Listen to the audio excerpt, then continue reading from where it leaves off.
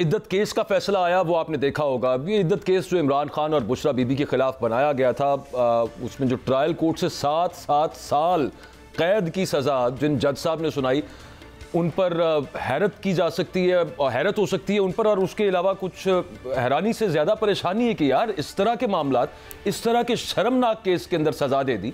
और शर्मनाक और गलीज़ मैं इसको कहूँगा इस वजह से कि इस तरह के मामलात हमारी एक तो सोसाइटी का मामला है, यहाँ पे ख़वातीन से इस तरह की बातें पूछी नहीं जाती। कुजा ये कि भरे कोर्ट रूम के अंदर 70 लोगों के सामने इस तरह की बातें की जाएं, किसी सवालात पूछे जाएं, और उसकी बाबत जो आज सलमान अकरम राजा साहब ने दलाइल पहले भी दी और आज भी जो फाइनल उनके दलाइल थे, उसमें बात ये थी कि शरीयत कोर्ट के भी इस हवाले से फैसले मौजूद हैं कि इद्दत के मामले में जो खातून बताएगी उसी को हतमी तसव्वुर किया जाएगा।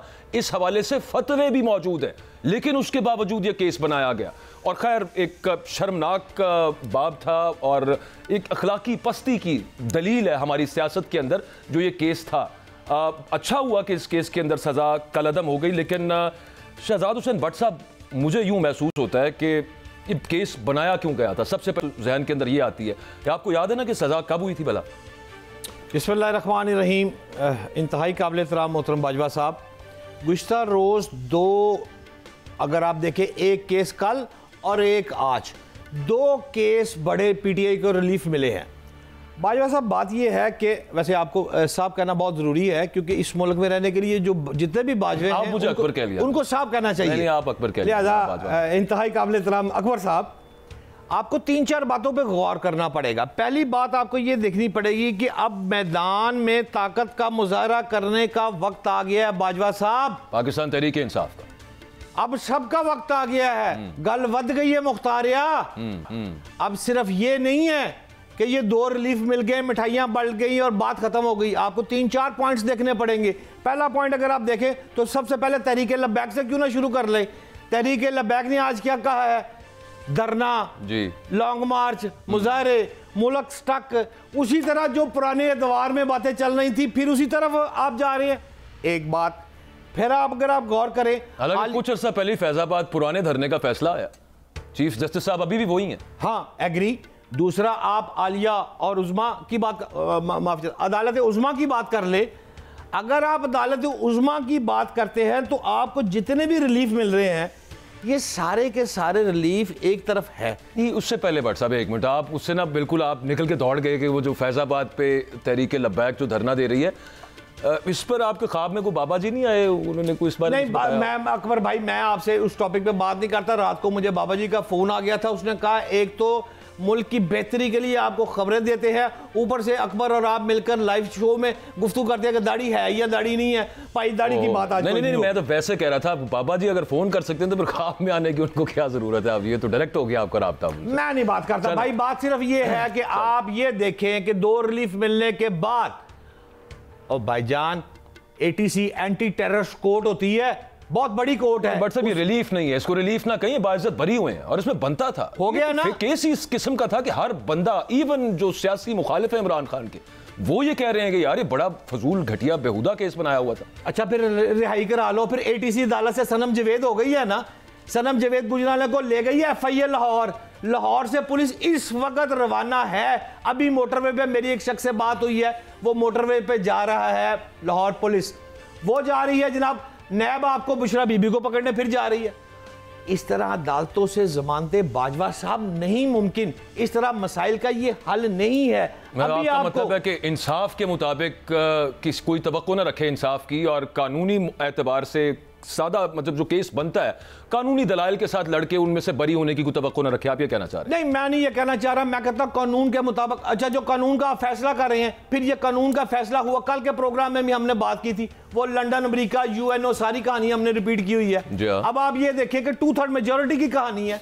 रिलीफ PTI को मिल गया है। आप जनाब मिठाइयां बांट रहे हैं, PTI को रिलीफ मिल गया मखसूस निशिस्तों का। जरा डेप्थ में जाएं बाजवा साहब, ये 2/3 मेजोरिटी मिलने के बाद किसको 3 साल की रिलीफ मिलनी थी?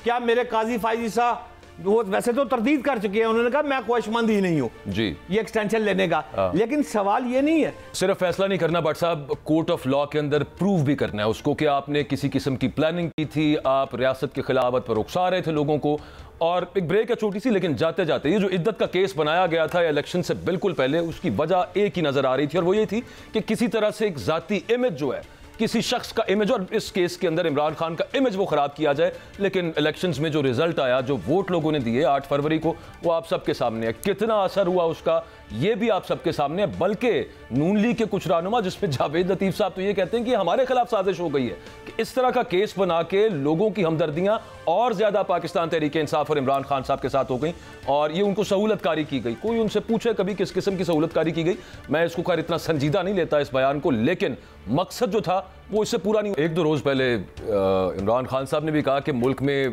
शफाफ इलेक्शन ही अब आगे बढ़ने का वाहिद हल है। उसके अलावा कल सुप्रीम कोर्ट का फैसला आपने देखा, फिर उसके बाद अब जो ट्रिब्यूनल्स में मामला बन सकता है, फॉर्म 45 तो सारी तहरीक इंसाफ वाले लेके घूम रहे हैं ना, और अगर उन्हीं फॉर्म 45 के मुताबिक मामला चल पड़े आगे तो शहजाद हुसैन भट्ट साहब इलेक्शन, नया इलेक्शन, क्योंकि ये वाली हुकूमत तो पीटीआई लेना नहीं मंजूर करेगी, आपको नजर आ रहा है आगे बाजवा साहब इलेक्शन? आप कौमी इंतखाबात की मेरा ख्याल है बात कर रहे हैं। जी जी, कोई इलेक्शन को मजाक है, कोई गुडी गुडे का खेड़? इलेक्शन कमीशन की अगर जरा डिटेल जरा थोड़ी सी चेक कर लेना तो इलेक्शन कमीशन की जो रिपोर्ट है उसके मुताबिक आम इंतखाबात 2024 48 अरब रुपया खर्च किया गया। इसी रिपोर्ट को फिर पढ़ ले, असेंबलियों के इंतखाबात पर 1 खरब 52 अरब रुपया, यानी दोनों को मिक्स कर लें। मैं कोई चार्टर्ड अकाउंटेंसी नहीं इतना पढ़ा हुआ, लेकिन इतना पता है कि 1 खरब 4 अरब। सही यार पैसे एनी बड़े, मैं तो कभी देखे नहीं भाई साहब, तुसी देखे होने? नहीं नहीं, मैंने बड़ी दफा सुने हैं, बहुत दफा सुने। नहीं सुना, पता क्या है, सुना ये है कि अशराफिया अपनी अयाशियों में, अपने आप को सब्सिडी देने में, अपने आप को मुराद देने में इससे भी ज्यादा खर्च कर लेती। इतने पैसे को अगर आसान जबान में आवाम में आपको बताऊं ना, तो पाकिस्तान की सेहत के लिए 2 साल जितने पैसे खर्च होते हैं ना, वो सिर्फ 48 अरब इलेक्शन ने, ज़राअत 1 साल, एजुकेशन 1 साल, लंबी डिटेल भी दे सकता हूं, इतने ज्यादा पैसे खर्च होते हैं। उमर बशीर के साथ लूडो खेलता हूं ना तो वो रफड़ डाल देता है और कहता है दोबारा खेल। यार इलेक्शन है, दोबारा लूडो है कोई नहीं। आईने पाकिस्तान एक कागज का टुकड़ा है। फिर आईने पाकिस्तान के अंदर ये लिखा हुआ है कि अगर एक मेजॉरिटी पार्टी है वो हुकूमत अगर वो तोड़ देती है असेंबली, तो इलेक्शन होने हैं 90 दिन के अंदर। यार ये तो वही मामला आ गया जो पहले पंजाब और केपी असेंबली में नहीं था। जितनी मर्जी रोटी खा लें आप फिर कहने दोबारा खानी है, और खुदा दा वास्ता है इतने पैसे हम अफोर्ड नहीं करते, हमारे खाते में नहीं है। सही, इसको सिर्फ पैसों की वजह से। अच्छा, मुझे लग रहा था कि शायद मियां साहब को परेशानी हुई है, शायद इसी सारे मामला की वजह से ये फॉर्म 45-47 वाला मामला कहीं खुल ना जाए, वो मरी बैठे में आजकल जाके। और भाईजान मरी नवाशी नु परेशानी, नवाशी बैठे हैं डूंगा गली, ठंडियां वावां चिल मॉल, और तलब किया जा रहा है प्राइम मिनिस्टर ऑफ पाकिस्तान को, तलब किया जा रहा है चीफ मिनिस्टर पंजाब को, और वहां हो रही है मीटिंग, और मीटिंग में हो रही है बातें क्या हो रही हैं? क्या सीधा फिक्र है, वो कह रहे हैं उनके दोस्त एक फर्द के 2 मुख्तलिफ हलफनामों पर अल्लाह को हाज़िर नजर जान करके दस्तखत जायज हो गए। यानी मुल्क इस वक्त तरीके इंसाफ की हालत में है, और वो कह रहे हैं आपस में दोस्त नवाज शरीफ के कि अब आईनी फ्लोर क्रॉसिंग का रास्ता खोल दिया गया है। नहीं भट्ट साहब, आप ये तो बताना कह रहे हैं। मुझे ये समझ आई है आपकी बात से कि छांगला गली में बैठ के नवाज शरीफ साहब ने चीफ जस्टिस ऑफ पाकिस्तान या सुप्रीम कोर्ट पूरे का ही रोल अज्यूम कर लिया कि वही आईन और कानून है, वो जो बताएंगे वो होगा, अदालतें बंद करते हैं, छांगला गली से फैसले करा लेते हैं। आप, मुझे तो लग रहा है आप ये कहना चाह रहे हैं। नहीं, फैसले तो हमेशा छांगला और मांगला गली से तो इस मुल्क में होते रहे हैं, बड़े बड़े बंदे भी होते रहे हैं और डब्बों के डब्बे भी जाते रहे हैं। लेकिन इस दफा मैं आपको नाज़रीन खबर दे रहा हूं कि पीर के रोज मुस्लिम लीग नून का एक कट हो रहा है इसी छांगला गली में, जो बाजवा साहब फरमा रहे हैं, और उस कट के बाद एक एक करके जो हुक्मरान इत्तेहादी है वो भी आ रहे हैं। अच्छा। और अब नवाज शरीफ इस फैसलों के बाद ऑल पार्टीज कॉन्फ्रेंस की तरफ जा रहे हैं, और ये डू एंड डाई का मकाम बाजवा साहब अब आ गया है कि इदारों के खिलाफ एक दफा फिर खड़े होने का जो है ना उनका मकाम आ चुका है आपके मुताबिक। और नवाज शरीफ साहब एक दफा फिर वो दोबारा, मतलब मुफ्त की लड़ाई, हर तरफ से रिलीफ आपको मिले, और उसके बावजूद आप ही जो है ना दोबारा एक महाजरा करने चल पड़े, ये कह रहे हैं आप? इस तरह मुमकिन नहीं है बाजवा साहब। ये जो कल फैसला आ गया, या आज फैसला आ गया, या अगले फैसले आ गए हैं, आप, मैंने आपको पहले भी कहा ना, फिर रिहा करा लो सनम जवेद को,